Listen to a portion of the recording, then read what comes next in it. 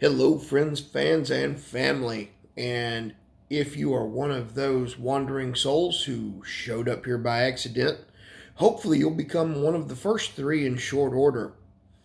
So we're back talking about the BA-64B. Um, I didn't do a build video as such on it. I've found a couple of other build videos on YouTube that their camera skills are better than mine. I'll be blunt. I'm still learning how to do this. Um, but what I wanted to do, I have my inbox review that I recommend you take a look at. And I've got a couple of shorts of where I did the 360 turnaround on the vehicle. So I wanted to do some shorts now covering the issues I ran into with the kit as I built it. I'm going to call it the good, the bad, and the ugly. I'm going to do a short on all the good points, a short on the bad points, and a short on the ugly points. So I'll spread that out across some videos. The first thing I want to do is talk about this kit's future, or this vehicle's future. I like it. I really like it. It's going into my armies that aren't. That's the background to my Crossing the Black science fiction gaming universe. Watch for a video on that coming soon, I hope. So this model is going to be kitted out as a Lahanish Scout vehicle. I'm going to add stowage to it. I found a kit that is for the Jeep that this is based off of that I'm going to use parts from because that's what I like. I like the stowage. I've also got a couple of conversion kits that from it's a German word. Dnieper Pro, DNIPER Pro. They are resin conversion kits that create a commander's vehicle version without the turret. Basically, it's an armored tub on a Jeep chassis. So I picked up one of those. Apparently, when the Germans captured this vehicle, they took Schwimmwagen parts and made kind of an unholy alliance between the Schwimmwagen and the BA-64 and turned it into Commander's vehicle. So I picked up that conversion kit, but the one I'm really interested in is a conversion kit that turns it into an APC. Technically, it would hold 6 people, but all the reports I've found, 6 troops. So you'd have the driver and 6 troops. But the reports I've found, 6 didn't work. It was 4. And it looks like a miniature BTR-40. So those of you that know your mid-war Soviet armored vehicles, think of a BTR-40, but shrank down to a Jeep chassis, and that's what this one's going to look like. So I'm really looking forward to getting that done based off of one of these chassis here. So that's where we're going to be going with these moving forward. One thing I want to do here in this video, while I've got your attention, is I want to look at some things that I think could have been done that Lanmo. Did I say that right? Lanmo. I'm sorry. That Lanmo could have done better or added.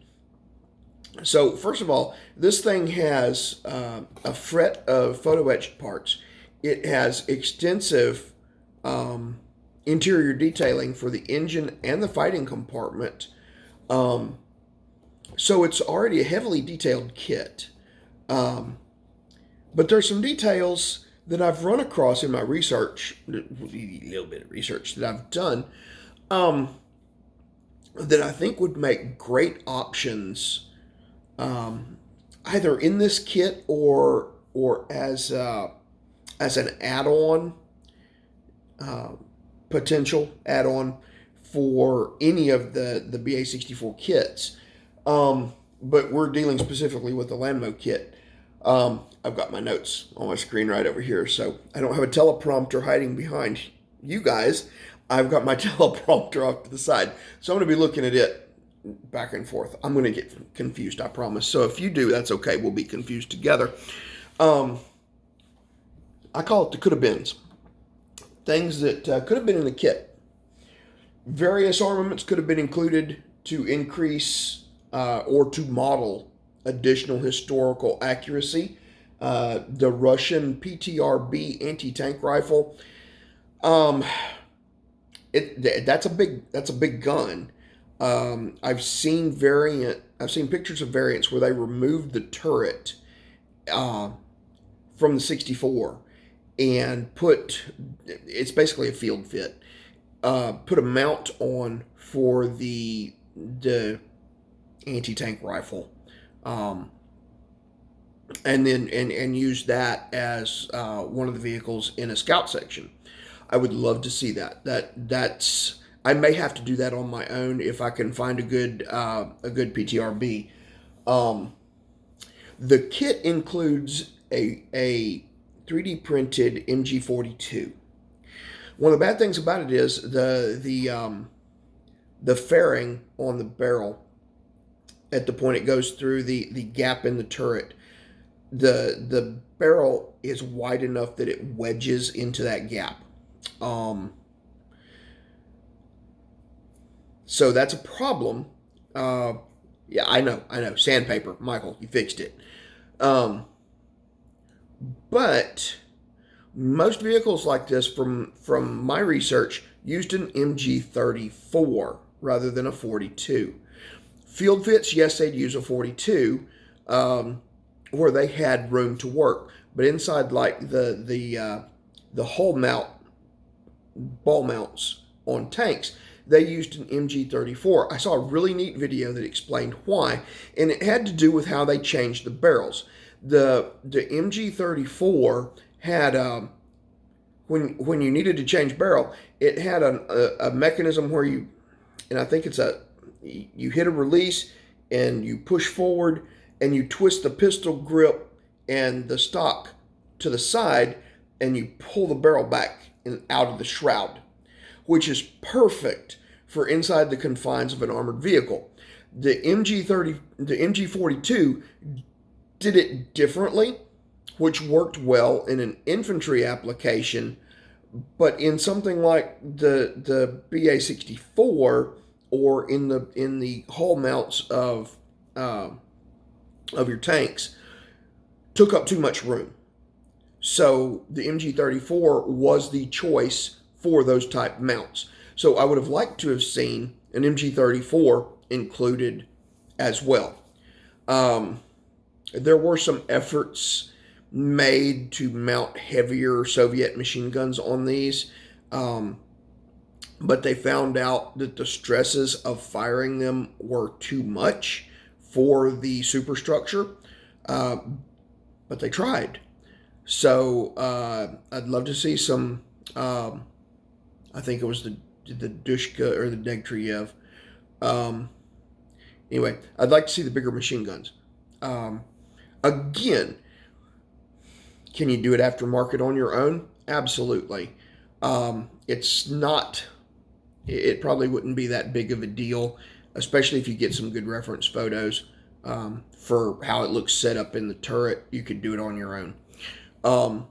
But there again, just things I think that would be an improvement. With that said, also something that I think would make an improvement to the kit would be and I think it's the older style turret. There was a variant turret that they used that was taller. So this one sits, I don't know, maybe 12 inches tall. The other one, and the AER model actually uses this turret, is significantly taller. It's about twice as tall, and you can see the inward slope of it. It gets a lot closer to a point, actually. But since the turret is a single piece cast, um, why not do both of them in one kit and say, hey, you've got the option, because they used both styles on the same body, so you could mix and match in your little scout force. I think that would have been a great addition to the kit. Um, Something I've seen in a number of photos is a canvas cover over the turret. Um, I want to say I've seen a resin kit available that is this. Um, but there again, it could be one piece. I mean, Kubelwagens have the option of, hey, do you want the convertible top in place, or do you want it folded up on the back of the seat? This could be the same thing. Hey, here's a rolled up piece to simulate it, which is something we never see. Um, the BA-64 runs clean in all of the pictures I've seen from World War II. There's hardly ever any stowage on them. Kept it inside, I don't know. But I think it makes a great option in a kit. Hey, you could use this, okay? Um, some of them had radios. They were fitted, it's like one per unit, one for every 4 to 6 vehicles. And I've got pictures of where the antenna mount on the outside of the turret. Um, it'd be an easy enough thing to do. Um, the mount would be about the size of the jack that's on the left side of the lower hull. Stick it on the turret, put your antenna on it, and then another little box about the size of the battery for the interior. I want to say it replaces one of the. I believe from what I read, I'd have to double check. It replaces the left side ammunition container for the machine gun. So there you go. It's an either or optional part. This or the ammo rack or the radio, and then have the radio mount up top. That'd be an awesome addition. Could it be done with aftermarket parts? Quite possibly. I haven't looked to see. Just it's on my list. It's just further down on my list. Let's see. Increased number of German parts to differentiate the types. So one of the things that I'm going to talk about in probably the ugly section is the fact that the instructions, the kit is set up to build a Soviet version, period. The instructions show, even in the German liveried box, the instructions are the exact same. They show to put the Russian ammunition racks in place. The only thing German in the German liveried kit are the decals and the MG42. There's nothing else. There's nothing else to show that it's German. To be fair, from the outside, the pictures I've seen, there's no difference. Okay? But you and I both know good and well that once you get inside, there's going to be a difference. They have no need for the Russian machine gun ammo racks. Different type. The DT-28 used the pizza dish on top, the pancake on top. Okay, toss it. MG-34s and 42s in AFVs, they had bags. They had assault bags, which you can get individually. I know this because I got some. Because that's what I'm going to do, is I'm going to hang some inside the turret where you can see them. Maybe some of the Oh, I forgot the word for them. The drums, the assault drums that go on the side, the 75 round, 50 round drums. A couple of them hanging on the inside would be awesome. Um, I'm sure there had to be other parts, other stowage differences down inside. Uh, I haven't seen them because I've only seen maybe half a dozen pictures of these in German service, and they're all from the outside. Um, One thing I will note, at least one of those pictures showed that the Germans were hanging their equipment off the outside like they did everything else, like the 250, 251 half track series, the 220, 221, 222, 223 Scout cars, the 247 car, um, command vehicle, observation vehicle, scout vehicle, which I just discovered since building this. We're going to do one of those. Actually, we're going to do two because we're going to do the Model A and the Model B both. Love them. They look great. They look a lot like this guy here. Throw this up there just so you can see it again. They share a lot of lines, a lot of family lines there. But yeah, that's what we're looking at. Let me go down through my notes real quick. Yes, I make notes. Coulda Been, Kit's Future. Definitely going to have stowage on it because I just like the looks of stuff hanging on the vehicles. I think it makes it look lived in. I think it makes it look realistic, which oddly enough for a BA-64 is wrong.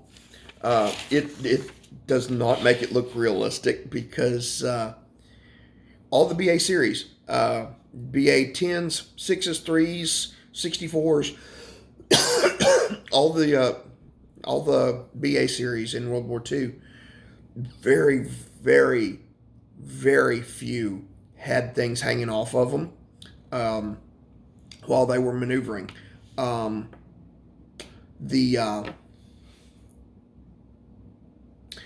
BA-10, I think it was, the one with the two axles in the rear. Their main thing, they had tracks that they would put over the wheels to turn it into basically a half track ish thing. They stowed those on the rear fenders. I've seen one picture of a BA-64 with a stovepipe and some firewood stowed on the between the rear hull and the spare tire. And then I saw a picture of one that had a gas can wedged and tied onto a front fender. And that's it. They'll be parked next to a T-70 Scout tank that's got extra boxes, tarps, camouflage, whatever, stowed on it. But the BA-64s and the other BAs, they're clean. There's nothing hanging off of them. So that's I don't understand. If somebody out there knows, I would love for you to let me know why that is. I don't think it's a I don't think it's a power issue because the things, it's built off the GAZ-67 Jeep. Okay, there's pictures of them towing light anti-tank guns. It's just it doesn't. It's odd to me. It's got a trailer hitch. It can obviously pull a trailer because it'll pull an anti-tank gun. It's got the power. It can't be the power. I don't know. But there's some geometry on there that if you look at the similar vehicles, the German vehicles with similar geometry and size and everything, it's there. They put jerry can racks. They hang personal gear, crew gear, field gear, whatever they've got. They're hanging it off of it. Um, Hanging tents, tarps, zelt bonds, canteens, helmets, ammo bags, ammo boxes. You name it, they've got it. Um, so I don't know why the Russian scout cars don't do that. Um, Mine will. Uh, in fact, I've got the Talieri ammo trailers. It's the set with the two ammo trailers that are designed for the Flak 38s. Um, that I think match up well with the BA-64. We'll find out. Uh, Either that or the Kettenkrad, the little small infantry cart that the Kettenkrad pulled. I've got a couple of those, but we're going to hang trailers behind at least one of these rascals. Um, but that's what I'm looking. That's what I'm looking towards. Um, and then of course, I mean, we've gone through my thoughts and plans here. We touched on.